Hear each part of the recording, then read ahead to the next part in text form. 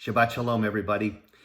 This Shabbat, we begin the last book of the Torah, the book of Deuteronomy, in Hebrew, Devarim. In this portion, Moses is reminiscing how he needed help to judge the people Israel and how he appointed leaders and judges to help him. He speaks about the importance of how to be impartial in rendering that justice by treating the rich and the poor alike. Moses also reminisces about the 12 spies or scouts that were sent out to scout out the promised land and how the people felt depressed and challenged by these reports of going into a land filled with giants.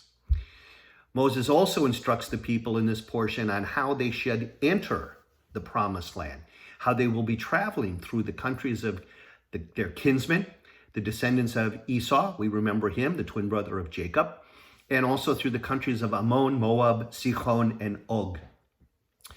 On this Shabbat prior to Tisha B'Av, the 9th day of Av, when we remember the destruction of the temple in Jerusalem, we are focused on one particular word found in the Torah portion, the Haftorah portion, and in the book of Lamentations that's read this upcoming week.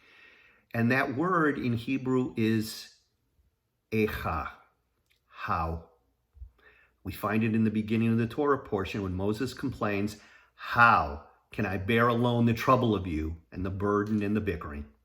We find it again in the Haftorah from Isaiah, where he denounces his people's sins and in his fiery passion says to them, "How has the faithful city become a harlot? She that was full of justice and righteousness, in her now resides murderers." And for the third time this week, Echa is found in the opening of Lamentations, which is read, as I said, on Tisha B'Av.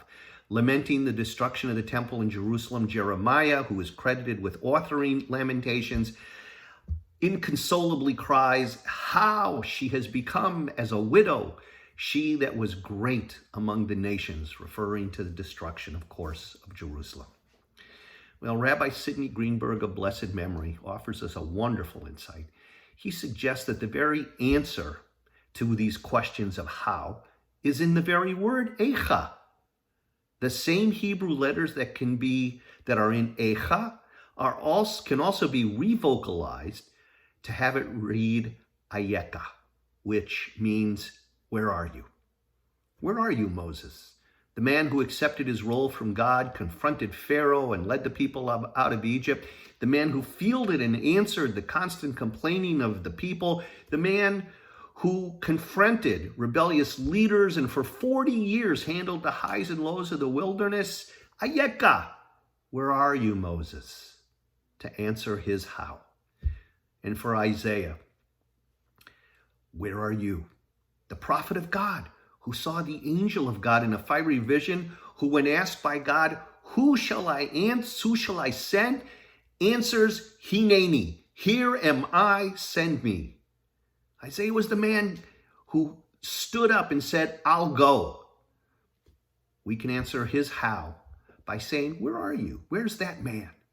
And for Jeremiah, who witnessed this destruction of Jerusalem, the wounds of an entire people losing their city and temple, the very center of their religion and faith. Where are you?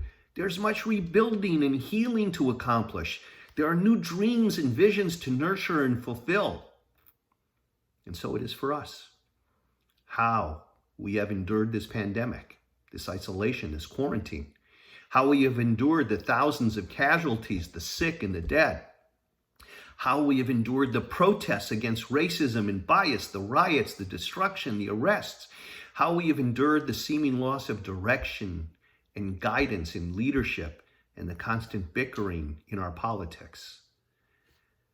To all these hows, I say, Ayeka, where are you?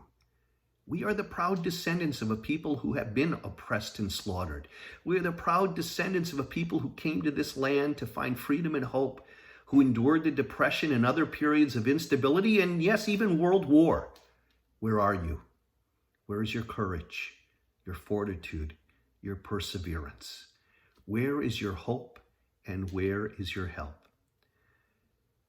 Despite all the we can all do something in spite of our circumstances. We can all still make contributions to those in need. We can all drop off food at the Jacobson Food Pantry on campus at the Jewish Federation. We can put together some toiletries that we have stocked up and donate them to a homeless shelter. We can all call one of the seniors from our congregation who are home alone, that don't have the benefit of their kids around.